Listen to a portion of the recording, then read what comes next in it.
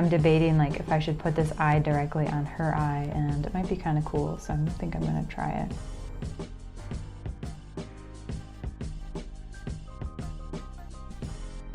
My name's Jennifer Belair Sakarian, and I'm an artist, educator, and maker living in Ann Arbor, Michigan. I make art for a lot of reasons. For me, it's just very like cathartic and therapeutic, and just a great way to release something out into the world, to be creative, to tell a story, to tell my story, and I think a collective story of something passionate, something about the natural world, some kind of hopeful, romantic space that might maybe cheer people up, or that it could potentially make them think in a different way or to look inward. So that's really important for me, is just to be able to make things. If I'm not making art, I'm writing. If I'm not writing, I'm making things from the garden. So I just have this really strong sense to be a creator and to put things out into the world that might uplift or might cause this new kind of pattern of thinking or inquiry, or just encourage someone else to be creative along the way. To describe my work, I would say that it is a space of inquiry. It's a space for me to kind of have fun, to play, and to really ponder about what's going on in my own personal world, and sometimes the world at large. I like to work in a very intuitive and quick way, so sometimes things just kind of leap onto the page that I don't always expect. Oftentimes I do use a lot of nature-based imagery, because nature is at the kind of core and epicenter of me as a human being. It's something that I really love, and that it brings me to a nice sense of peacefulness. And I like to make a lot of correlations between human emotions and the natural world. So a lot of times different animals, different plants, different mushrooms and things like that could act as stand-ins for like more complex human emotions. I would essentially describe my work as a stream of conscious flow of birds, of thoughts, of emotions, of memories, and essentially just stories put on paper.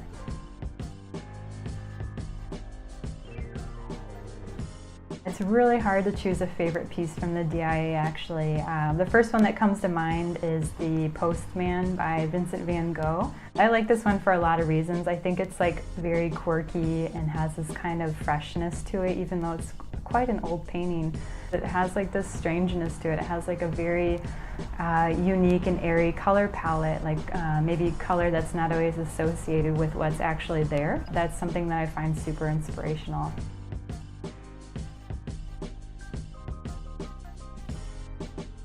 Today I'm going to be showing kind of my mixed media approach to art making. Although I studied printmaking in school, I definitely consider myself a mixed media artist, and especially within my home studio, it's really great because I can pull from pretty much whatever's available. So I'll be showing you how I use collage, and also how I use some of my relief or lino block blocks for making some prints and adding some printing elements to my mixed media pieces. So let's go ahead and get started with that. So to get started with the collage, I went ahead and traced a really light outline in pencil where I wanted each of my collage elements to live. I'm just going to put some newsprint down and then flip my image over, and I'm actually just going to use a standard glue stick, and I'm going to apply a nice even coat of the adhesive onto the back side. Once it's all nicely coated, I'm going to go ahead and carefully try to align it up to my little pencil outline that I had created, and just going to go ahead and use my fingers to press the image onto the actual paper. And you'll notice it's not 100% perfect, and that's something I'm quite okay with. I often like to leave kind of traces of my intention on the art piece. So I'm going to go ahead and do the same thing to the other piece, just a nice quick coat, and then just putting that little flower, and again applying pressure to make sure that it's nice and stuck to the page.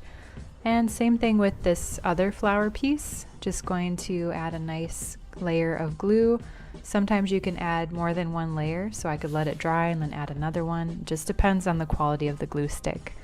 And so I'm just going to place that exactly where it should be, and maybe a little bit off, that's alright too. So now I just have my last piece that I'm going to go ahead and do the same exact thing with, and just applying that nice even coat of glue, and then wrapping the collage portion of this mixed media work up, and going to go ahead and move on to adding some relief printmaking elements. What I want to do next is essentially incorporate some of my relief block printing into my project. Right now I already have a couple blocks that are already carved, and I think would be really cool to add to this piece, especially in some of these white areas. It's good to have negative space, right, where nothing's living, but I think there could be some interesting things that could happen to kind of bring this piece alive. And a really simple and actually quite fun way to do that is just by using the stamp pads. So this is not something that I was classically trained to do, but for me it's easy and it's really fun, and it actually creates a really wonderful effect that requires little cleanup. So I'm going to start off by just trying the blue and seeing what that looks like. So I'm going to go ahead and just kind of press this in there. And it's hard to see if there's ink on there, so I'm going to kind of decide where do I want this this funny eye to live.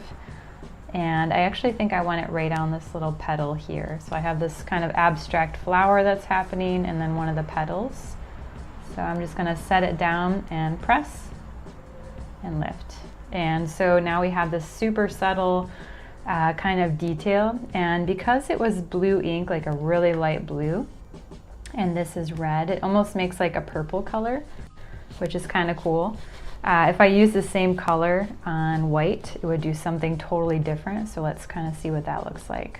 So I'm just going to press it right here, use some force and a little bit of wiggle, and lift that up. So it almost has that purplish tint to it. And that could be just because it still has some of the red on it, but to be honest, I don't mind one bit, and I actually quite like it. So I'm going to do one more. Oh yeah, so we got a nice blue that's happening, kind of like a lot of concentration of color and imagery here, and it's just sort of dissipating. So I'm going to maybe do a couple more. There, yeah, that looks good. Nice. Yeah, I think something really interesting is happening with this piece. Like I said, a lot of my work is super intuitive, so I don't always know what's going to happen, and for me that's kind of the fun of it all. I'm debating like if I should put this eye directly on her eye, and it might be kind of cool, so I think I'm going to try it. Oh yeah, that looks pretty cool. It looks a little funky, but I'm totally fine with that. For me, it's all about play and kind of exploration and seeing what can happen. And then I also have this red, so I'm thinking I want to use this kind of squiggle that I made. So I'm going to try to ink this one up. You get a little messy, but not too much, so that's kind of the fun of it all too. I think I'm going to have it kind of coming out of the flower up this way. I think that could be kind of interesting. I'm going to try to get it so it hits this section right here. And I'm not sure if it's going to work, but let's see. Okay. Oh yeah, that looks great. I'm going to do one more. And I'm thinking this one is going to kind of travel this way. So it's going to go off the page just a little bit. And that's just a really fun little tip to kind of get your viewer to look at how the action is moving across the page. So if everything's nice and tidy, sometimes that can be a little bit boring. So I like to have things kind of come off the page to tell the story that something else might be happening that we can't quite see.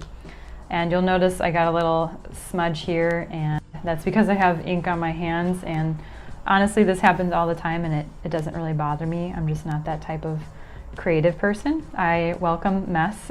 And so I'm going to do something similar here, so we have kind of this motion happening.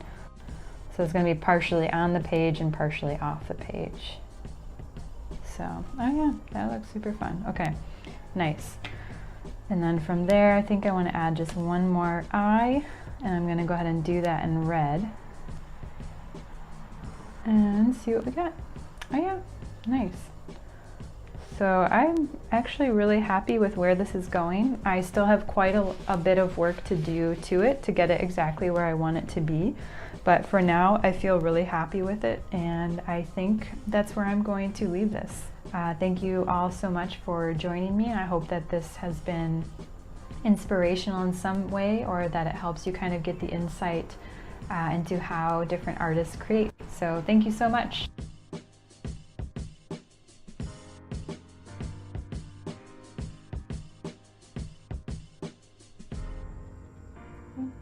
Oh yeah, that looks pretty cool.